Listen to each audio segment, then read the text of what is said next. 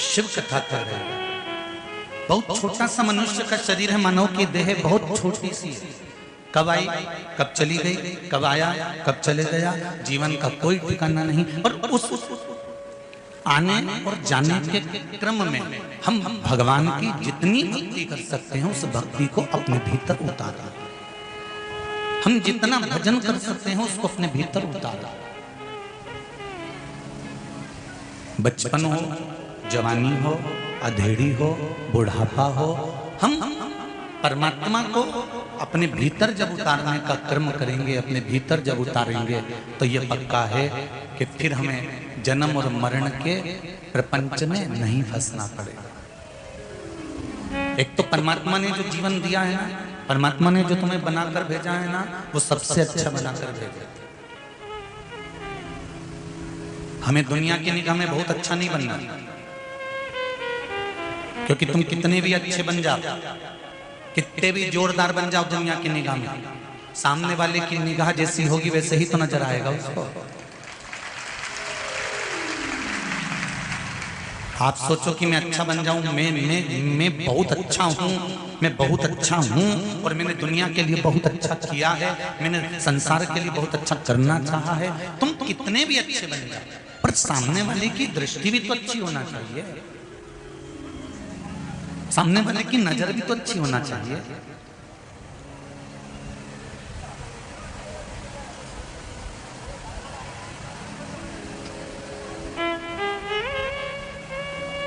कपड़े की दुकान पर जाकर बैठोगे ना कपड़ा खरीदने के लिए, सबसे पहले वो 4 साड़ी जो दिखाता है ना, उसके बाद में तुमको 50 साड़ी भी दिखा देगा ना, तो तुम वो 50 नहीं खरीदोगी, जो शुरू की 4 दिखाई है उसमें से एक लेकर जाओगी, ये पक्का। उसके बाद में उसने 50 दिखा दी, 100 दिखा दी, 200 दिखा दी, 250 दिखा दी, 60 दिखा दी, 20 दिखा दी, पर तुमको जो पहले दिखाई है 2, 3, 4 जो भी प्रथम में दिखाई है, बस वही में से तुमको पसंद करना है। एक व्यक्ति को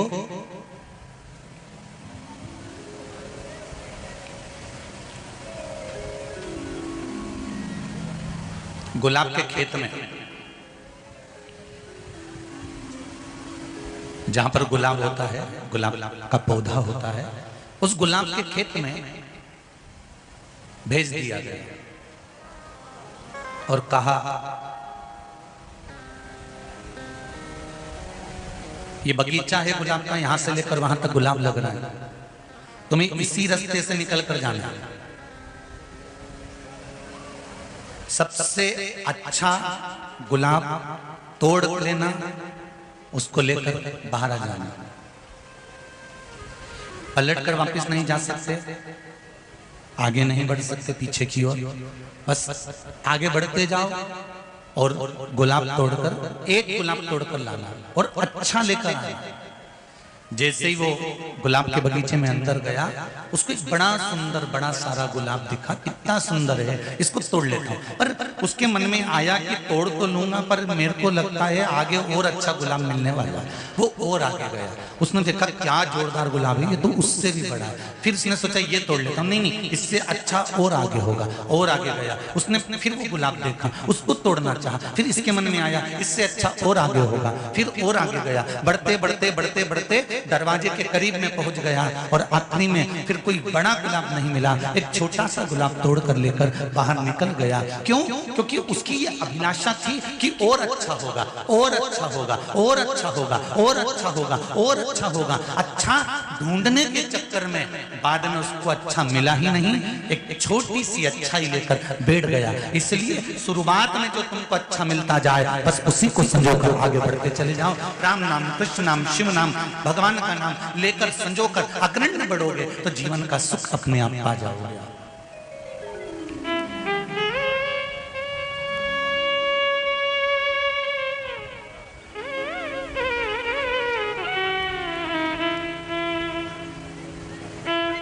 बहुत भीड़ होने पर धीरे धीरे चला जाता है।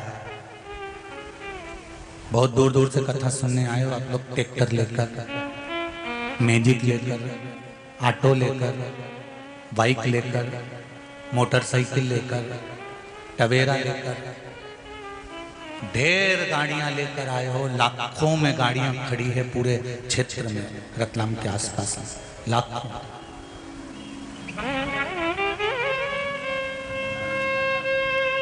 आए वहां तक ठीक है, शिव कथा तक पहुंच गए, वहां तक भी ठीक है। पर जब यहां से जाओ तो जल्दी जल्दी में तेज गाड़ी नहीं चलाना है। हमको गाड़ी की स्पीड धीमी कर कर जाना। ड्राइवर गाड़ी तेज चलाए तो बैठे हुए पैसेंजर को कह देना चाहिए, भैया थोड़ा धीमे चला, भैया थोड़ा आराम से चला, भैया थोड़ी रास्ते चला, भैया थोड़े हौले आओ, थोड़ा धीमा धीमा गाड़ी चला।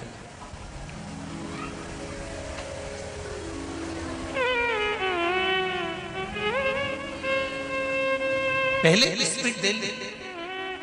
बचपन, जवानी, अधेड़ी, ये सब स्पीड में निकल गए, बहुत तेज निकल गए। बचपन तो यूं जाता है जी, और चले जाता है तब याद आती है कि बचपन चले गया। जवानी चुटकी में निकल जाती है।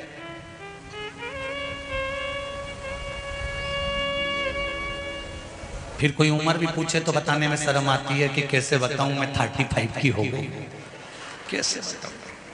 अब बोलूं तो बोलूं कैसे कि मैं 35 की हो गई, ने 42 की हो गई, ने 32 की हो गई, ने 33 की, ने 34 की। कितना सोचना पड़ता, कितना। बचपन जल्दी निकल जाता है, जवानी जल्दी निकल जाती है, अधेड़ी भी कमाते कमाते निकल जाती है।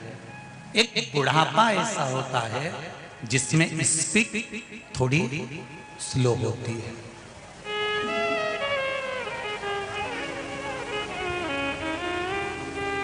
और जब भगवान ने कहा कि स्पीड इसलिए स्लो करी गई है कि इस स्पीड के अंतर्गत जितना तुझे समय मिला हुआ है उतने में तू भगवान का भजन करते चल। भजन करते चलेगा, हारन बजाते हुए चलेगा, धीरे धीरे चलेगा, तो वहां तक भगवान के धाम तक तू पहुंच जाएगा। स्मरण करते करते चल। राम राम रटते रहो जब तक घट में प्राण, कबहू तो दीन दयाल के भनक पड़ेगा। कभी तो सुनेगा एक स्पीड। और निवेदन है, बुढ़ापे का इंतजार मत करना। कोरोना महामारी में देख लिया, जो बूढ़े थे वो तो बच गए, जवान जवान निपट गए। बुढ़ापे का इंतजार मत करना कि बुढ़ापा आएगा तब मैं राम गाऊंगा, बुढ़ापा आएगा तब मैं कृष्ण गाऊंगा, बुढ़ापा आएगा तब मैं भगवत भजन करूंगा, बुढ़ापा आएगा तब मैं संकीर्तन करूंगा। हमें बुढ़ापे का इंतजार नहीं करना है। हमें जो अवस्था चल रही है, हम ये भी नहीं कहते कि तुम दुकान छोड़ दो, हम ये भी नहीं कहते कि तुम गंगा जी के घाट जाकर बैठ जाओ, तुम नर्मदा जी के घाट जाकर बैठ जाओ, तुम यमुना जी के या सरयू जी के घाट जाकर बैठ जाओ।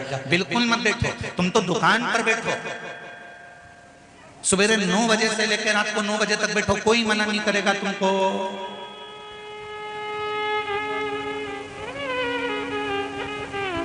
कर्म करो।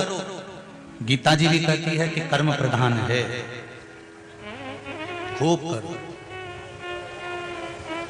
पर कर्म के साथ में थोड़ा भजन करते हुए चलना। क्यों? क्योंकि भजन कर्म में भाग्य की चाबी।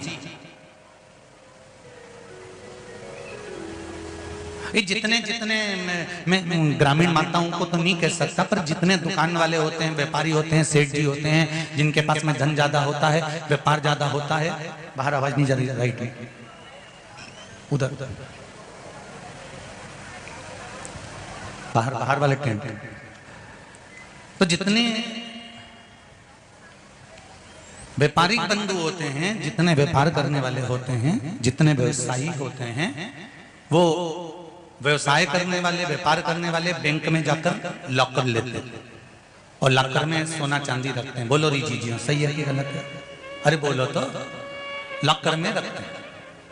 उसकी दो चाबी होती है लॉकर की। एक चाबी तुमको दे देता है बैंक वाला और एक चाबी बैंक का मैनेजर अपने पास में रख लेता। बोलो सही है? अरे बोलो तो। बैंक का मैनेजर एक चाबी को अपने पास रखेगा और एक चाबी आपको दे देगा। अब तुम अपनी चाबी कितनी भी घुमा लो, ताला खुलेगा? बोलते तो जाओ। नहीं। लॉकर खुलेगा? नहीं। और मैनेजर अपनी चाबी कितनी भी घुमा ले, लॉकर खुलेगा? नहीं।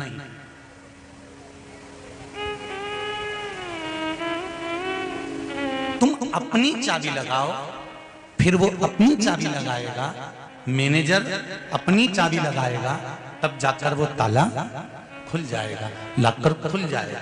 उसी तरह जैसे बैंक के लॉकर की दो चाबी होती है, उसी तरह हमारी भी दो चाबी होती है, एक कर्म की, एक भाग्य की।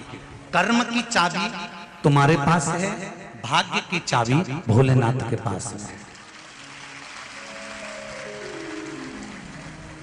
आप केवल कर्म करे जाओगे, कर्म करे जाओगे, कर्म करे जाओगे, चाबी घुमाए जाओगे, घुमाए जाओगे, घुमाए जाओगे, लॉकर खुलेगा?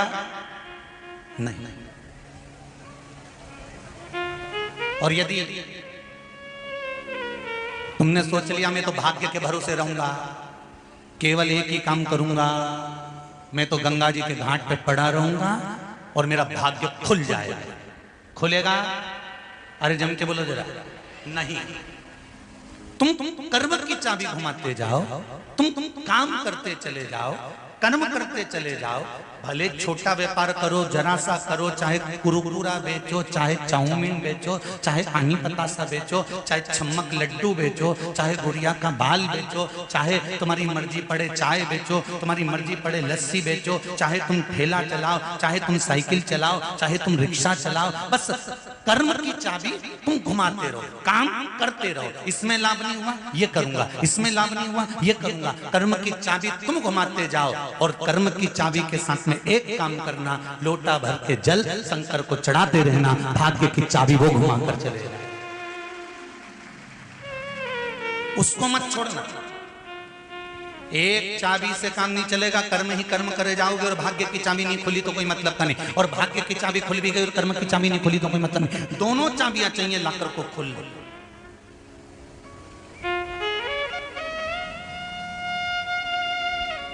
दोनों।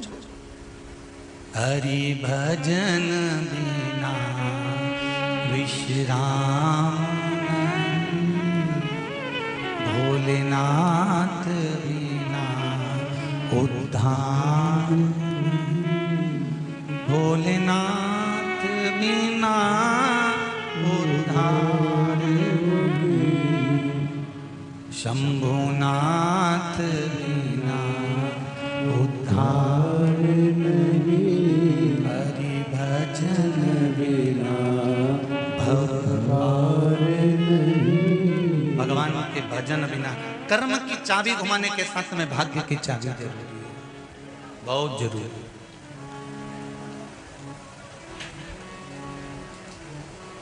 बहुत। जवानी नींद भर सोया, बुढ़ापा देख कर रोया, सिराने मौत हंसती है। हमारा बचपन, हमारी जवानी, हमारी अधेड़ी, हमारा बुढ़ापा जो निकल रहा है, चुटकियों में जा रहा है, ये जो आ रहा है, अवस्था बढ़ती चली जा रही है, कहीं वो परमात्मा से हमको दूर ना कर दे।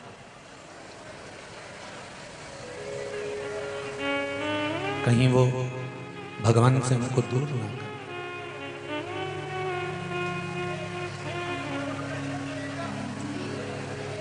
जल चढ़ाने के बाद में, आज बैसाख की शिवरात्रि है, जल समर्पित किया है। जल चढ़ाने के बाद में आचमन किया थोड़ा बहुत? अरे बोलो तो जल के किया है ना?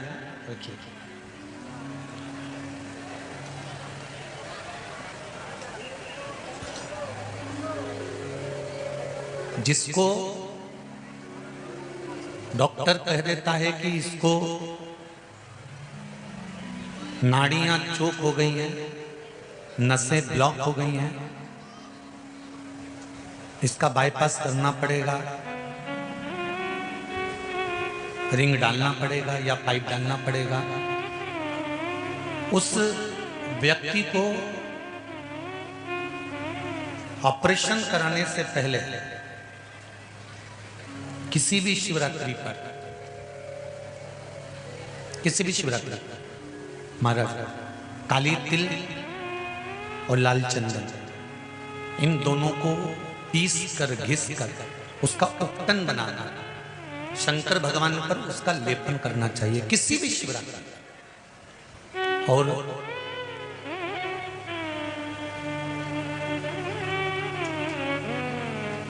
एक मिनट, 2 मिनट, 5 मिनट अपने नाम और गोत्र को बोलकर शिव जी का जलाभिषेक करना चाहिए। जो उपटन लगाया गया है उस उपटन में से थोड़ी सी मात्रा लाल चंदन की, काली तिल की, जो पीस कर अपने शिव जी पर लगाया है, उसको लेकर आकर वक्षस्थल पर 7 दिन या 8 दिन उसको लगाना चाहिए। 8 दिन के बाद में फिर डॉक्टर के पास चेक करवाने जाओ, क्या अब ऑपरेशन की जरूरत है तो बता देगा। पर विश्वास रखकर करो। जैसे एक पत्र आया, देखिए पत्र तो बहुत सारे हैं, जब पढ़ा जाएंगे तब बता दिए जाएंगे, ठीक है। एक पत्र बड़ा सुंदर है, देखिए।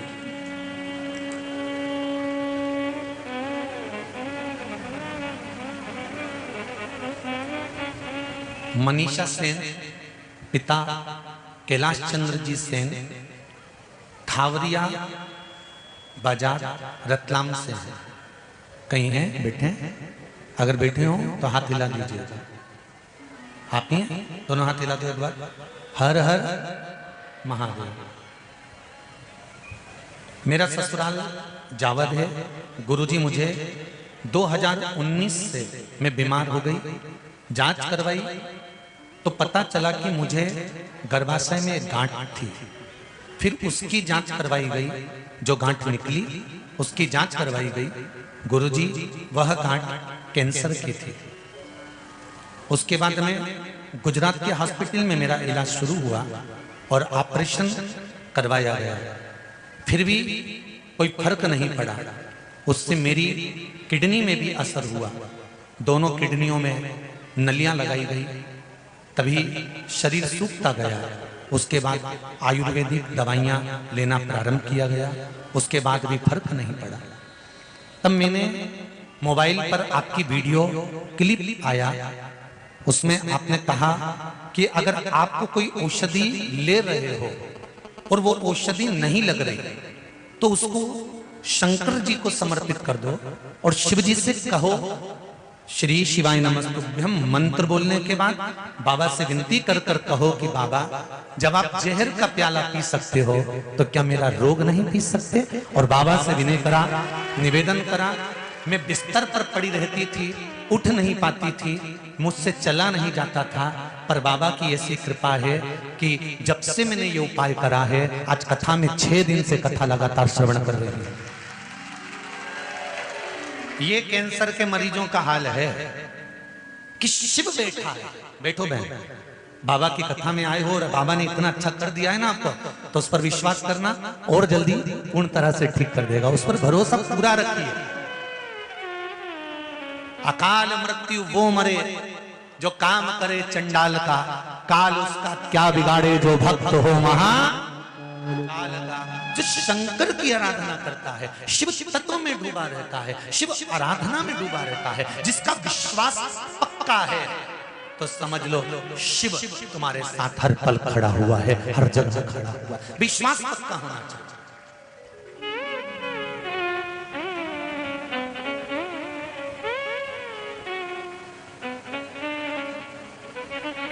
ये दुनिया के लोग जो ये बात करते हैं ना, किसी ने कुछ कर दिया हमारे ऊपर, तो किसी ने कुछ कर दिया हमारी दुकान के ऊपर, किसी ने कुछ कर दिया हमारे ऊपर, ये ऐसी बात वही करते हैं जिनको भगवान पर भरोसा नहीं होता।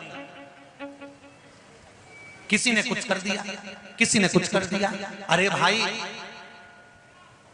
जैसे धूप है छांव है, दिन है, रात है। उसी तरह जिंदगी में, व्यापार में, तरक्की में, उन्नति में कभी सुख है तो कभी दुख है, बराबर चलते रहते। ये आप किसी से नहीं कहें कि मेरे को दुकान पर किसी ने कुछ कर दिया, व्यापार में कुछ कर दिया, किसी ने मेरे ऊपर टोना कर दिया, ये कर दिया, मैं बीमार हो गया, मेरे साथ ऐसा हो गया, मेरे साथ वैसा हो गया। कोई कुछ नहीं कर सकता।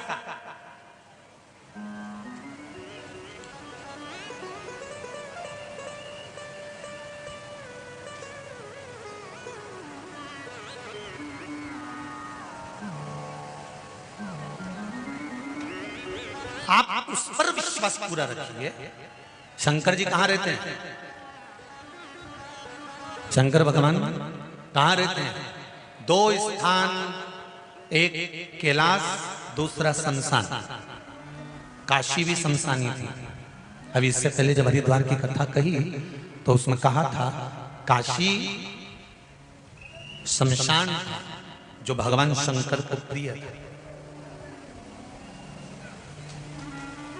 दक्ष प्रजापति ने जो श्राप दिया था शिव जी को कि तुम्हें शमशान में रहना पड़ेगा, तो काशी में शिव रहे, काशी शमशान था। एक कैलाश पर रह रहे, दूसरा शमशान में रह रहे।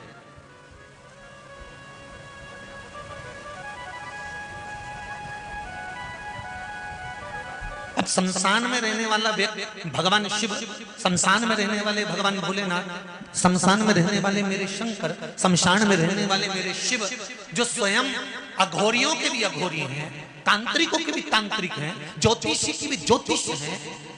ये ज्योतिष विद्या तो बाद में चालू हुई साहब। सबसे पहला तो ज्योतिष आचार्य मेरा भगवान शंकर था।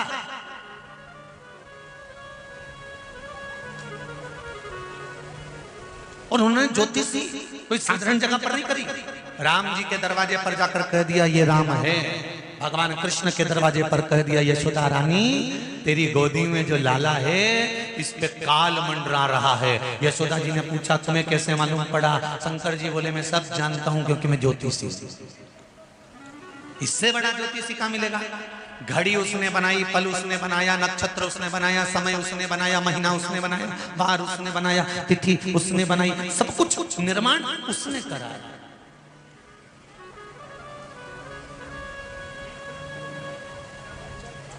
शिव से बड़ा ज्योतिषी कौन होगा? शंकर से बड़ा तांत्रिक कौन होगा? शंकर भगवान से बड़ा अघोरी कौन होगा?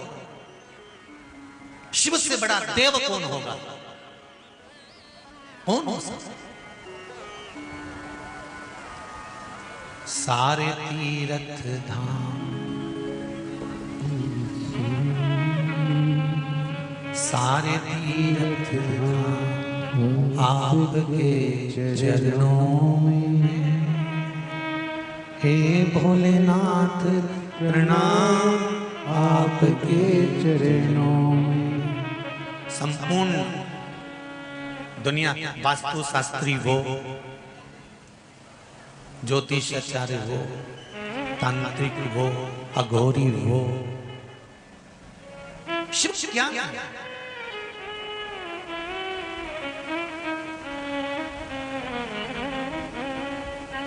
अच्छे से समझ लो भाई। भगवान कृष्ण के यहां पर जब संतान नहीं हुई, भगवान कृष्ण के यहां पर जब औलाद नहीं हुई, संतान नहीं हुई, तब भगवान कृष्ण कहीं बैठक पे गए थे? अरे बोलो जरा, अच्छे से बोलो जरा। गए थे? भगवान कृष्ण वहां पहुंचे थे कहीं का घूमने वाले के कि नहीं बस सब कुछ। और वो घूमने वाले के पास अगर भगवान कृष्ण पहुंच जाते और कहते थे साहब मेरी 16,108 रानियां, संतान नहीं है, और घूमने वाला कह देता तेरे घर का जिसने बंधन करा कोक बांध दी, जा जा जा जा, इसलिए औलाद नहीं हो। तो भगवान कृष्ण का आधे से ज्यादा समय तो इसमें निकाल देते कि करूं क्या? एक रानी को सही करूं, दूसरी बिगड़ जाए, दूसरी को सही करूं, तीसरी को बिगड़ जाए, तीसरी को सही करूं, चौथी बिगड़ जाए। अगर ये भगवान किसी बैठक या दरबार या आदि जगह पर भगवान नहीं गए। भगवान कृष्ण ने गर्गाचार्य बाबा को बुलाया और अपने गुरुजी से पूछा मेरे यहाँ संतान नहीं है, आप बताओ क्या करूं। तो गुरुजी ने कहा एक रानी के साथ में 11 दिन तक बैठकर शंकर भगवान का पार्थिव शिवलिंग का निर्माण करना, उस शिवलिंग का निर्माण कर उसकी पूजन करना और फिर उसका विसर्जन करना। ठीक है, एक एक रानी के साथ में 11 दिन तक बैठना, शिव जी का अभिषेक करना, पूजन करना, विसर्जन करना। शंकर भगवान का जब रोज अभिषेक करेगा, रोज पूजन करेगा, तो शंकर भगवान भी मन में सोचेगा इसके पास कोई काम नहीं है, मुझे पकड़ के बैठे। तो कुछ अब तुम किसी के दरवाजे पर रोज रोज चले जाओ, रोज रोज चले जाओ, रोज रोज चले जाओ, रोज रोज चले जाओ, तो वो व्यक्ति भी सोचेगा फिर आ गई कमला भगवान, फिर दिख गई। अभी तो कल मैंने इसको बोला था कि मैं 2 दिन बाद मिलूंगी, फिर 2 दिन बाद फिर 3 दिन बाद फिर आखिरी में उसको तुमसे मिलना पड़ेगा और तुम्हारा समाधान करना पड़ेगा। ये निश्चित है, पक्का। भगवान कृष्ण एक एक रानी के साथ में 11 दिन तक बैठकर अभिषेक पूजन करते रहे। शिव जी प्रसन्न हो गए, शंकर भगवान प्रसन्न होकर बोले कन्हैया किस लिए मेरी पूजन कर रहे हो। भगवान कृष्ण ने कहा संतान के लिए। चिंता मत करो, एक एक रानी के गर्भ से तुमने 11 दिन तक मेरी पूजन करी है, इसलिए एक एक रानी के गर्भ से 11 संतान होगी। 10 छोरा 1 छोरी, 1,77,186 भगवान कृष्ण के घर में बच्चे हो गए शिव की कृपा से। इतने तो रतलाम में नहीं होगा। रतलाम की बात चल रही है, आज तो तुम लोग ना जाने कितने लाखों में हो, वर्णन नहीं कर सकता। 1,77,186 भगवान कृष्ण के संतान हो गई, बच्चे हो गए। जब बच्चे इतने हो गए तब भगवान कृष्ण शिव जी को धन्यवाद देते हैं कि भोलेनाथ दुनिया के लोगों को ये प्रेरणा है, जब कोई साथ ना दे तब महादेव के चरण पकड़ लेना, वो सब कुछ दे देगा, सब दे देगा।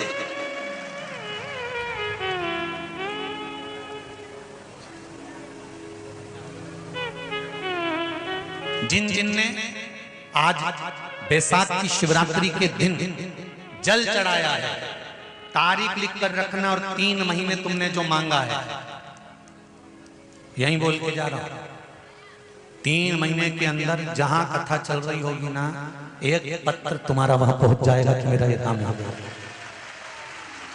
ये पत्रों के जो ढेर लगे हैं ये ऐसे ही नहीं लग गए साहब, ढेर पत्र ढेर।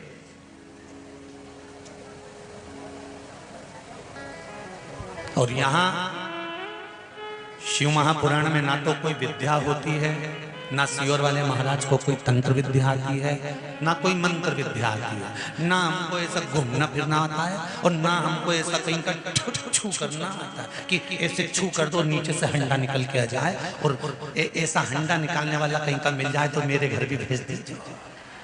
कुबेरेश्वर बाबा का मंदिर बनना है तो मैं एक ही हंडे में काम कर लूंगा, दूसरी बार कथा करने की जरूरत नहीं पड़ेगी, आराम से बैठ के खाऊंगा।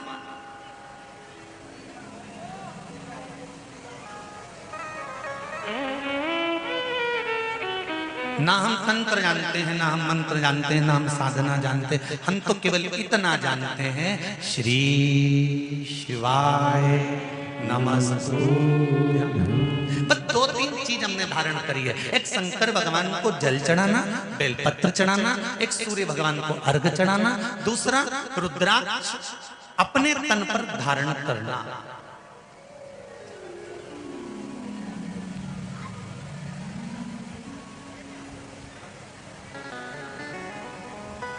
जब मन में अशांति हो, रुद्राक्ष को पानी में गला लिया, जल पी लेना। रात को सिर दुख रहा हो, रुद्राक्ष को पानी में गला लिया, सोने से पहले पी लिया। बस इतना सीखा और कुछ।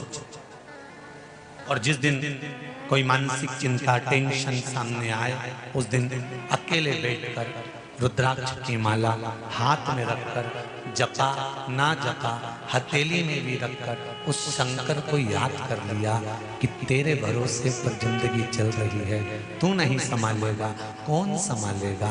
ये माता पिता नाते रिश्ते कुटुंब कबीले पति पत्नी बच्चे ये सब तो यहाँ के रिश्ते हैं, पर सबसे पहला रिश्ता माँ के गर्भ में जब मैं था तो पेट मेरी माँ ने नहीं भरा, पेट अंदर आकर तूने भरा था, तो अभी भी तू ही संभालेगा, इतना दिल से कह देना संभाल।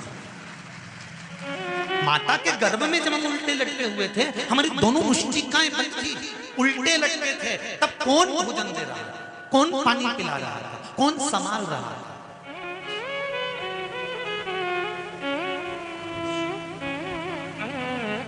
और कितनी कृपा करी है मेरे भोलेनाथ ने, ये तो देखो तुमको भिखारी नहीं बनाया, नहीं तो कटोरा लेके कहीं उनका इंदौर के 3 बत्ती 4 बत्ती पे खड़े मिलते। धन्यवाद दो उसको, अच्छे माता पिता के गर्भ से जन्म दिया है, अच्छे घर में जन्म दिया है, अच्छे कुल में जन्म दिया है, अच्छी पत्नी मिली, अच्छा पति मिला, अच्छे बच्चे मिले, पूरा शरीर मिला, एक भी डिपार्टमेंट गड़बड़ नहीं दिया, सब पूरा पूरा दिया। ये तेरी कृपा है। और सबसे बड़ी कृपा तूने ये करी कि भारत की भूमि पर जन्म दिया, इससे बढ़कर कुछ। और इससे बड़ी कृपा एक कर दी कि मुझे सनातनी धर्म में पैदा कर दिया, मुझे गलत धर्म नहीं। जिस सनातन धर्म के अंदर एक मछली को भी पूजा जाता है, जिस सनातन धर्म के अंदर एक मछली को भी कष्ट नहीं दिया जाता।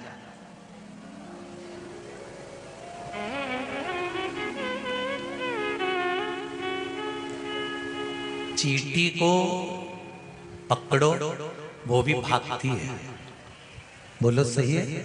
चींटा को पकड़ो तो भागे, चूहा को पकड़ो तो भागे, सांप को पकड़ो तो भागे, गाय को पकड़ो तो भागे, हिरण को पकड़ो तो भागे। जरा विचार करिए, मछली को पकड़ने की कोशिश करो, वो भी कांटे में फंस के तड़प कर निकलने का प्रयास करती है कि मेरे भी बच्चे हैं, मेरा भी परिवार है, मेरे भी अपने हैं, तुम मुझे क्यों पकड़ रहे हो, क्यों मार रहे हो? जरा सा जीवन के स्वाद के लिए, जरा सी जीवन के स्वाद के लिए तुम मुझे मार रहे हो।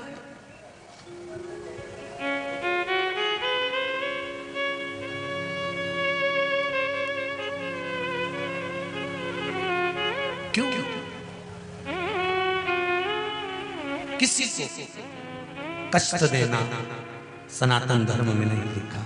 सनातन धर्म में तो एक बात लिखी है कि सर्वे भवन्तु सुखी, कोई दुखी ना। हे पुराण परमात्मा विश्व बने धर्मात्मा,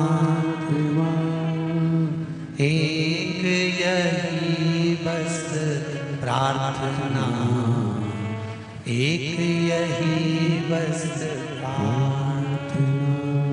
हे पूर्ण परमात्मा विश्व बने धर्मात्मा, एक यही बस प्रार्थना, एक यही बस। दुखी ना हो कोई आत्मा, एक यही बस प्रार्थना, सुखी रहे सब आत्मा। हे पूर्ण परमात्मा। बस भगवान से यही निवेदन कर सकते हैं कि सुखी रहे।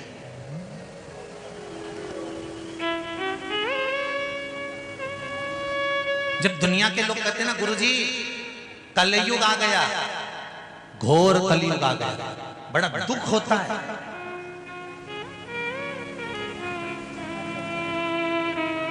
क्यों?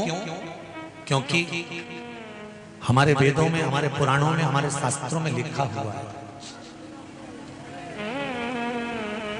कलयुग अपना काम करेगा, उस कलयुग को भी आप सतयुग बना सकते हो भजन के बल पर, सत्संग के बल पर, भक्ति की। कलयुग अपना काम करेगा। बचपन गया तो जवानी आएगी, ये सरल है, सहज है। जवानी के बाद अधेड़ी आएगी, ये पक्का है। अधेड़ी के बाद बुढ़ापा आएगा, ये पक्का है। साइकिल के बाद मोटरसाइकिल आएगी, ये पक्का है। मोटरसाइकिल के बाद 4 व्हीलर गाड़ी आएगी, ये पक्का है। किराए के मकान के बाद तुम्हारा फ्लैट मकान आएगा, बस मेहनत करना पड़ेगा, वो बहुत निश्चित है, पक्का। हमारे शास्त्र, हमारे वेद, हमारे पुराण, हमारा धर्म कहता है कि कलयुग आ गया। लोग कहते हैं कलयुग आ गया, कलयुग आ गया, कलयुग आ गया, कलयुग आ गया। इस कलयुग में भी सतयुग आ सकता है अगर आप चाहो तो। और सतयुग आए कि नहीं आए वो पता नहीं, पर अगर मेरे शंकर की कृपा रही तो कलयुग की जगह शिवयुग जरूर आ सकता है, यह पक्का हो।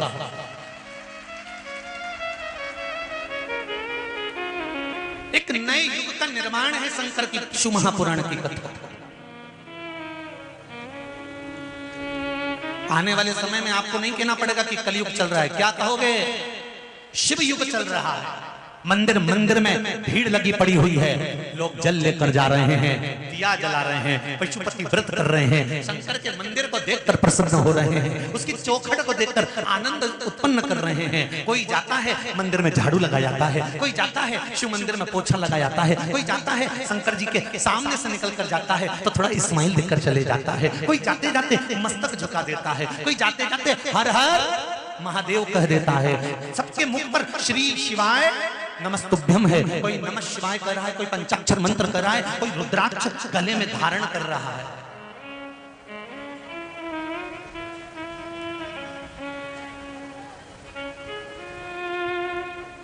कुछ बोलना चाहते हो? छोटा है कि बड़ा कथा बोलते हो? दिल जरा दे, माइक पे जल्दी से, जल्दी जल्दी जल्दी। तो कलयुग सतयुग की और बड़े। हम मानते हैं कि सतयुग नहीं आ सकता, हम मानते हैं कि हम वापिस त्रेता को नहीं ला सकते, द्वापर को नहीं ला सकते, पर एक नए युग का निर्माण तो कर सकते हैं और वो कलयुग की जगह हम शिव युग ला सकते हैं शंकर की आराधना के बल। श्री शिवाय नमस्ते। श्री शिवाय नमस्ते। हम गुरुदेव जी बोलिए। मेरी सिस्टर के मकान हो चुका था लेकिन उसके लोन पास नहीं हो रहा था। जब आपने बताया टीवी पे कि पशुपतिनाथ व्रत करना है तो उसने जैसे ही पशुपतिनाथ व्रत दूसरा ही करा और तीसरे में ऑर्डर आ गया कि आपका लोन पास हो चुका, मकान सब कुछ फ्री हो चुका है। जय हो बाबा की। श्री शिवाय नमस्ते। यही शिव की कृपा। तो अब कोई तुमसे कहे कि नहीं कलयुग चल रहा है तो तुम दिल से कह सकते हो कौन सा युग चल रहा है? जम के बोलो जरा, शिव युग चल रहा है, कलयुग नहीं।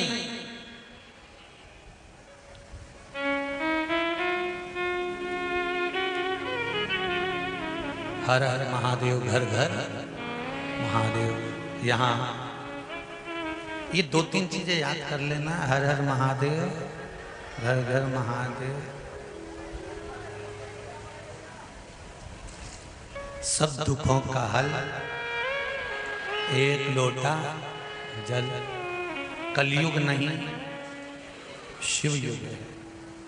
जो मिले वो शंकर का है, दिल से। एक निवेदन, आज कली काल में सबसे ज्यादा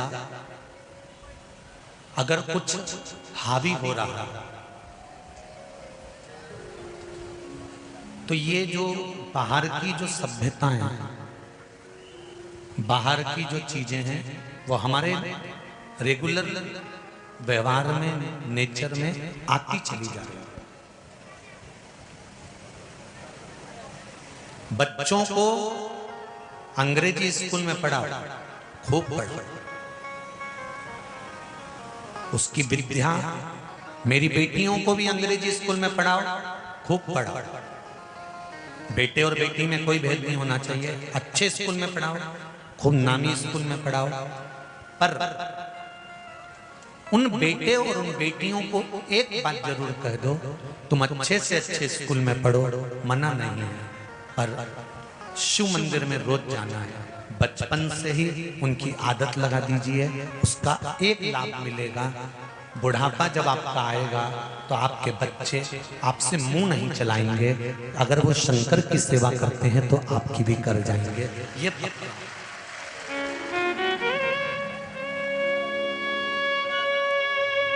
इस पूरे पंडाल में और बाहर जितने खड़े हुए हैं धूप में, इधर उधर, पीछे आगे, राइट लेफ्ट, जितने भी खड़े हैं, मुझे विश्वास है कि यहाँ 70 से ऊपर वाले तो कम ही है।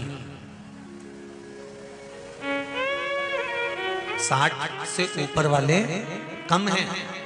जितने यहाँ पर बैठे दिख रहे होंगे ना, ये सब 60 के अंदर के होंगे। मतलब अभी इनका बुढ़ापा नहीं आया। कितने बैठे हो रहे 60 के अंदर वाले? जरा हाथ उठाओ तो। 60 के अंदर वाले, 60 के ऊपर वाले मत उठा। जो तुम्हें तो भगवान ही उठाएगा, फिर उनका ही उठावा। तो 60 के अंदर वाले उठाओ। जरा उठा लिए? हाँ, बहुत बढ़िया। हर हर रख लो, रख लो। अब 60 के ऊपर वाले उठाओ जरा। हाँ, नहीं ठीक है, तुम लोग भी आए हो, ये बात तो है। तो अब जितने 60 के ऊपर वाले बैठे हैं ना, और जितने 60 के अंदर वाले बैठे हैं, तुम एक बात इन 60 से ऊपर वालों से सीखिए कि तुम आए और ये आए। ये 60 के ऊपर वाले जो यहाँ आए, इनके गोड़ा में, इनकी कमर में, इनकी पीठ में कितना कष्ट रहता होगा। उसके बाद भी आधा आधा किलोमीटर तक पैदल जहाँ गाड़ियां खड़ी कर दी, वहां से यहाँ तक पहुंचे कि नहीं पहुंचे? तो 60 से ऊपर वालों से हमको ये सीखना है कि जब ये हिम्मत नहीं हार सकते आने में, तो हमें भी सत्कर्म में हिम्मत नहीं हारना। आगे बढ़कर अपने सनातन धर्म को लेकर इनसे हमें सीखना, इनसे हमको प्राप्त करना।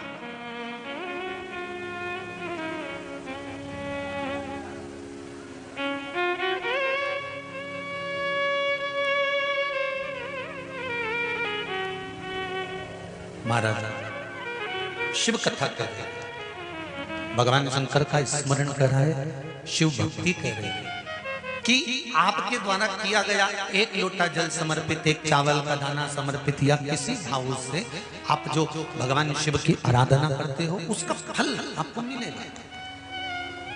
और मिलता जरूर है।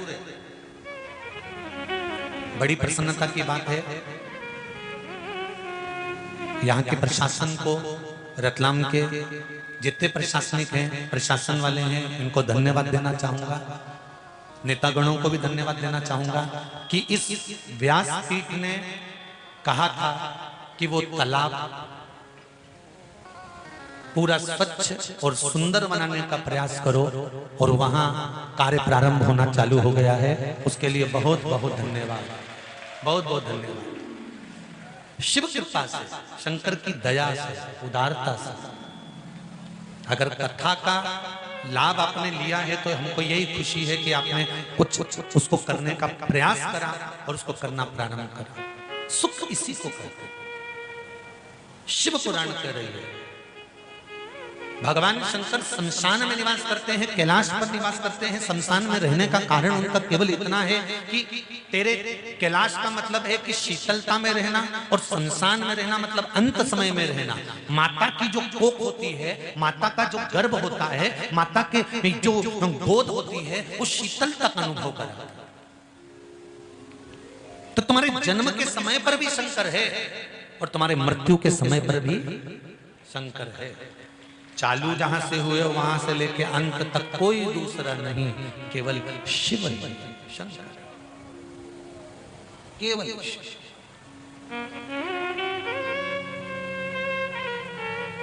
भगवान शिव बैठे हुए थे। माता पार्वती जी पीछे से आई, और मां जगतजननी पार्वती जी ने आकर भगवान शंकर के नेत्रों को बंद किया।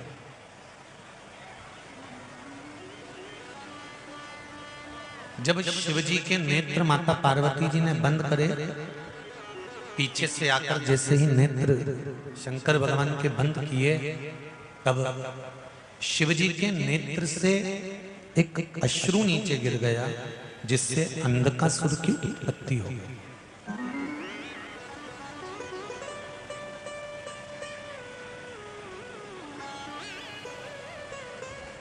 अंधकासुर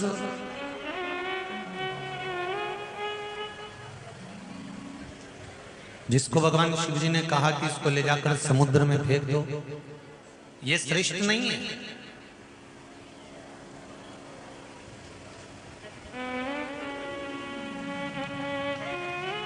शंकर भगवान के नेत्र से जो अश्रु निकला उसको समुद्र में फेंका गया, वो अंधकासुर हुआ।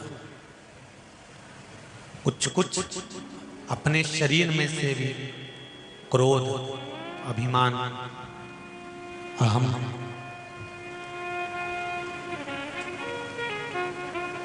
तृष्णा, लोभ, आसक्ति, इनको कभी कभी निकाल कर फेंक देना चाहिए।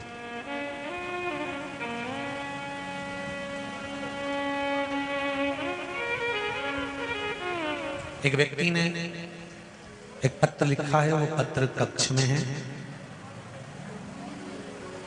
उस पत्र में उस व्यक्ति ने लिखा है कि मैंने पहले चश्मे की और बेल्ट की दुकान खोली थी, पर वो नहीं चली, उसको बंद कर दिया। मैंने दूसरी दुकान खोली, मेरी पत्नी के कहने से। ये बदनावर का पत्र है, बदनावर, शायद यहीं कहीं बदनावर होगा। तो फिर मैंने उसी दुकान में किराने का काम चालू करा। 1 साल बैठा पर नीचे। मैं जो भी काम करता हूं वो होता ही नहीं है, चलता ही नहीं है। अब आप मुझे बताओ कि मैं कौन सा काम करूं कि वो चल जाए।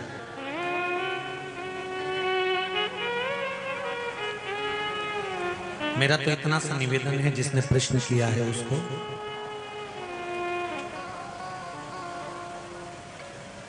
एक ही कुएं को जरा नीचे तक गहरा खोदने का प्रयास करिए। 50 फीट कुआं उधर खोद दिया, 60 फीट उधर खोद दिया, एक बोर इधर लगवाया 100 फीट का, एक बोर उधर लगवाया 70 फीट का, एक बोरिंग उधर करवाया 150 फीट का। उसकी जगह तुम्हारा दिल करे वहां एक बोरिंग करवाओ और 350-400 फीट करवा दो, पानी निकलेगा, पक्का है। नहीं आए तो और करा, 400 पे नहीं आए तो 450 करा, पर एक ही जगह पर करा। यहां करा लिया, वहां करा लिया, वहां करा लिया, वहां करा लिया, किसी में पानी नहीं आया। एक ही जगह अगर बोरिंग करवाता रहता 10 जगह की जगह एक ही जगह पर तू 100 फीट वहां करवाता फिर रहा, एक ही जगह करवा लेता तो पानी निकल जाता। उसी तरह 10 दुकान बदलने की जरूरत नहीं है, एक ही दुकान पर दिल से तू कर्म की चाबी घुमाते रहे, वो भाग्य की चाबी घुमाएगा। उस पर विश्वास रख, हारना नहीं।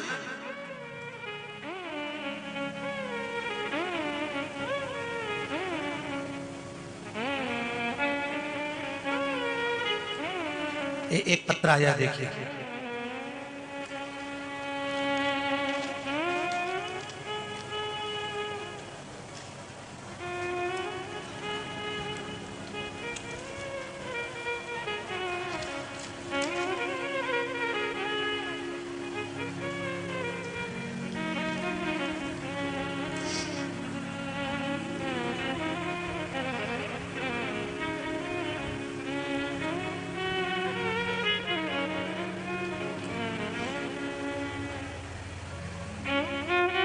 मेरा पता नाम सुमित्रा हंसड़ा। मैं मंदसौर से आई हूं। कहीं बैठी हैं सुमित्रा जी? आपने जो पत्र लिखा आप ही हैं? दोनों हाथ हिला दो एक बार। हर हर महादेव। पहले तो आपको बधाई बहुत बहुत। गुरुदेव, पशुपति व्रत और आपके द्वारा बताए गए उपाय का क्या लाभ होता है? 1 लोटे जल का, चावल का दाना, चंदन का पानी का क्या फल है? गुरुजी, मेरे बेटे की नौकरी नहीं लग रही थी, मैं हर तरह से हार गई, बेटा भी हताश होकर बैठ गया। उसने कहा माँ इतनी पढ़ाई करने के बाद, ये सब कुछ करने के बाद तो नौकरी नहीं मिल रही, अब क्या करें। घर में पड़ा रिया, बहुत तकलीफ में आ गए। एक चावल का दाना, चंदन का पानी। मैंने बेटे को कहा कि तू शिव जी को चढ़ाना प्रारंभ कर। एक बार हिम्मत हार गए, 2 बार हार गए, 3 बार हार गए। पर अब कर्म करते करते भाग्य की चाबी वो खोलेगा। तो एक चाबी उसके पास में है, ये कथा कर रही है। तो मैंने उससे वो चढ़वाना प्रारंभ करा और बाबा की ऐसी कृपा हुई। 19/4/2022 को, ये चौथे महीने में, यही 19 तारीख को मेरे बेटे की जॉब लग गई है। उसके लिए मैं बधाई करने के लिए यहाँ प्रणाम करने आया। आज मैं बाबा को केवल प्रणाम करने के लिए आई हूं कि 19 तारीख को ही मेरे बाबा ने मेरा रिजल्ट ला कर दे दिया। बैठो बहन, हर हर महादेव। ये शिव कृपा। बच्चे परीक्षा देते हैं, एग्जाम देते हैं, 10th class, 12th class, CBSE course से कर रहे हैं, कहीं एमपी बोर्ड से कर रहे हैं, कहीं कुछ कर रहे हैं, कहीं इंटरव्यू देने जा रहे हैं, कहीं कॉलेज की पढ़ाई, कहीं इंजीनियरिंग करने जा रहे हैं, कहीं डॉक्टरी की पढ़ाई करने जा रहे हैं। और वो बच्चे, जरा सा रिजल्ट अगर बेकार आता है तो बच्चे सोचते हैं कि हमारी जिंदगी खराब हो गई, अब तो मर जाए। तो अच्छा, क्यों मरना? तुम्हारे माँ बाप ने तुमको इसलिए बड़ा करा है कि तुम मरो। जरा सा रिजल्ट आया और अगर गड़बड़ा गया, घबराना नहीं है। जरा सा इंटरव्यू दिया, पास नहीं हुए, घबराना नहीं है। एक बार कॉलेज में इंटरव्यू लेने वाले आए और कंपनी नहीं मिली, घबराना नहीं है। हो सकता है शंकर भगवान ने तुम्हारे लिए कुछ अच्छा सोच कर रखा होगा और अच्छा करना चाह रहा है। रिजल्ट बिगड़ गया ना, बिगड़ जाने तो जिंदगी तो नहीं बिगड़ी ना। अभी उसके भरोसे पर, उसके भरोसे पर। भोलेनाथ दया करना, मैं तेरे भरोसे हूँ। मेरे बाबा दया करना, मैं तेरे भरोसे हूँ। ना घर के भरोसे हूँ, ना परिवार के भरोसे हो, ना घर के भरोसे हो, ना परिवार के भरोसे हो। मेरे बाबा दया करना, मैं तेरे भरोसे हूँ। शिव के भरोसे। एक बार अगर रिजल्ट गड़बड़ हो गया, एक बार अगर काम गड़बड़ हो गया, एक बार अगर दुकान नहीं चली, व्यापार नहीं चला, परेशानी आ भी गई, घबराना नहीं है, छोड़कर नहीं भागना है, हमें कहीं जाना नहीं है, हमें कुछ गलत करना नहीं है। उल्टा हमको और बल के साथ कर्म की चाबी घुमाना है और शंकर जी के मंदिर जाना चालू करना है और भाग्य की चाबियां उसके भरोसे छोड़ देना है। अब वो जाना